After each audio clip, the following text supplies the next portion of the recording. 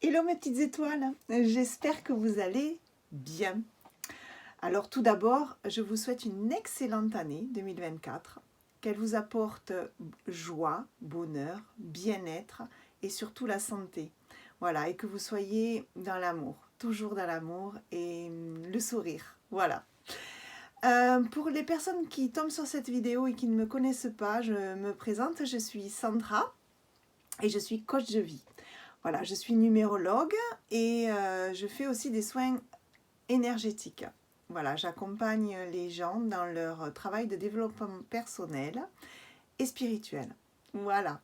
Alors maintenant que je me suis présentée, je fais cette vidéo. J'étais appelée à faire cette vidéo parce que suite à cette fin d'année qui a été très bouleversante pour la plupart d'entre nous, j'avais envie de vous parler de l'écoute de soi. Parce que moi, je ne me suis pas écoutée et j'ai eu ma leçon de vie juste derrière. Alors, s'écouter, c'est quoi? C'est être aligné. Être aligné, cœur, corps, esprit. S'écouter, c'est écouter cette petite voix qu'on a bénéfique, qui nous dit des choses, et puis derrière, on a le mental qui arrive. Non, c'est cette petite voix que vous avez, c'est la voix de votre âme, ce ressenti que vous avez, ces petits frissons des fois que vous avez, cette chair de poule. Voilà, s'écouter, être aligné, être cohérent avec soi. C'est important, surtout aujourd'hui. Voilà, parce que la vie nous appelle à être authentique et à agir et à vivre selon notre petite voix, de la suivre, cette intuition que nous avons tous. Il suffit juste de l'écouter. Parce que quand on la met en sourdine, ou quand le mental est trop présent et qu'on ne s'écoute pas, on n'est pas du tout en cohérence avec soi, on n'est pas du tout aligné et forcément on est frustré. En fait, on se sacrifie quand on fait ça. Et pourquoi se sacrifier? Alors souvent, quand on met son soi de côté, quand on met cette petite voix de côté, qu'on ne veut pas l'écouter, qu'on la met en sourdine, qu'on la met en pause, c'est pour plein de bonnes raisons. Enfin, de bonnes raisons. Ne sont pas bonnes ces raisons. C'est pour ça que je fais la vidéo. Non, c'est souvent donc par loyauté, par peur de faire du mal à l'autre, pour le qu'en dira-t-on. Oh là là, j'ai du mal à m'exprimer. Ouais, le qu'en dira-t-on, l'éducation nous empêche d'être souvent dans notre authenticité.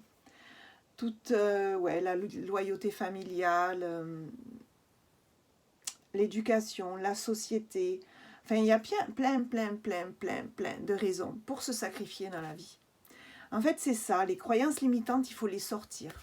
Il faut essayer de les balayer de manière à s'écouter pour ne pas être frustré et vivre réellement sa vie. Être entièrement soi, être bien dans son cœur, être bien dans son corps, être bien avec son esprit. Être totalement aligné. Parce que quand on ne l'est pas, derrière, on est frustré et on baisse en vibration. Et vous savez très bien que de baisser en vibration, c'est jamais bon. Parce que quand on baisse en vibration, souvent on tombe malade. Alors ça peut être des maladies importantes ou des petites maladies, mais ces maladies nous dérangent. Quand on somatise et qu'on n'est pas bien dans sa peau, on n'est pas nous, c'est qu'on n'est pas cohérent avec nous. Vous savez, quand, je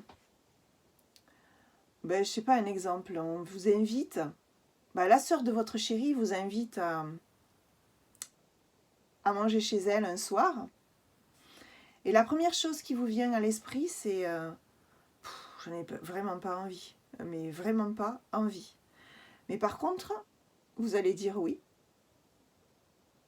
Parce que qu'en penserait mon chéri si je n'allais pas manger chez sa sœur? Il va croire si, ou elle va penser ça. On se met à la place de l'autre. On essaie de penser ce que pense l'autre, mais faut lâcher prise parce qu'on n'a pas le contrôle de ce que pense l'autre. On ne peut pas savoir, on n'est pas responsable de ce que pense l'autre. C'est illusoire. C'est vraiment une fausse croyance que de dire si je dis non parce que j'en ai pas envie, eh bien je vais lui faire du mal. Non, ben, peut-être qu'elle va se froisser, mais bon, ça c'est son problème.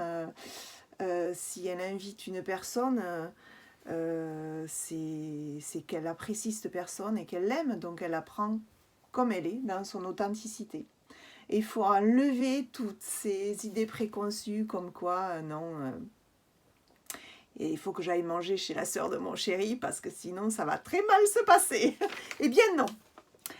Alors, je ne sais plus où j'en suis. Alors, oui, parce qu'en fait, je prends des notes, on m'envoie plein de messages, je prends des notes. Et souvent, je ne dis pas tout ce qu'il y a sur les notes, mais en fait, je dis ce qu'il y a à dire. Alors, si vous n'êtes pas cohérent avec vous, il y a marqué, vous ne pouvez pas être bien avec vous, c'est ça. Donc, se frustrer, pourquoi ne pas être authentique et bien avec ce qu'on pense?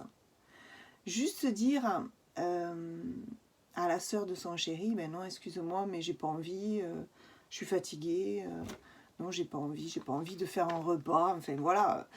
On dit exactement ce qu'on est et ce qu'on pense. Pourquoi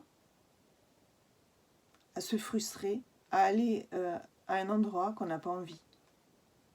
C'est se sacrifier. Et c'est dommage. Voilà.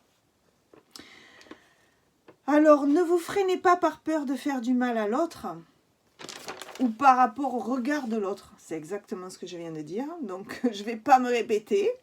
Oui, j'ai marqué c'est une illusion. Juste la façon dont vous avez été éduqué pour voir la vie.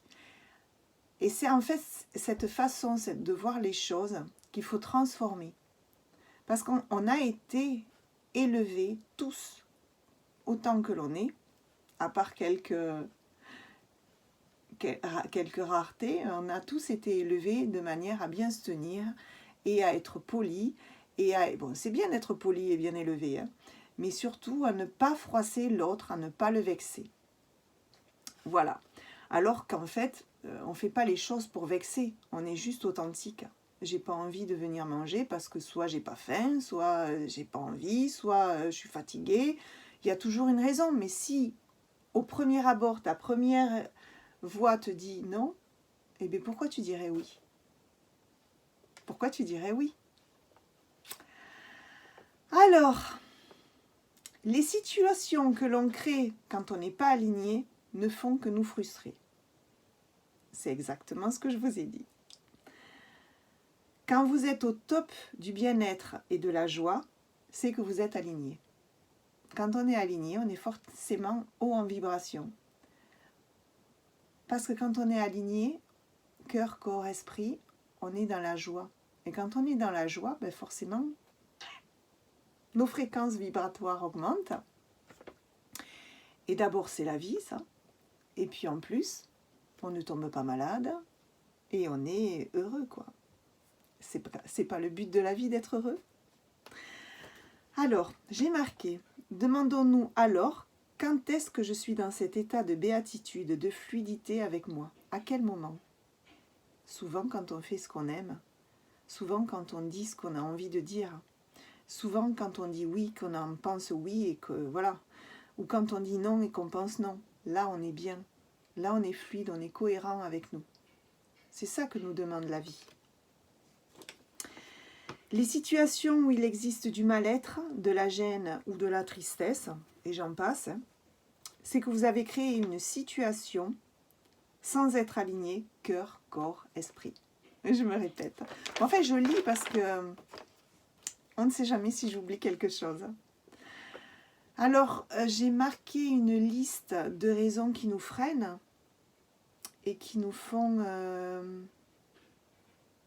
ne pas nous écouter, ne pas écouter cette intuition, ne pas écouter cette petite voix, ne pas être aligné. La loyauté, l'éducation, la peur du changement, le regard des autres, le qu'en dira-t-on, la société, les croyances limitantes, la peur de faire du mal. Voilà, c'était pour résumer, mais je pense que je l'avais dit.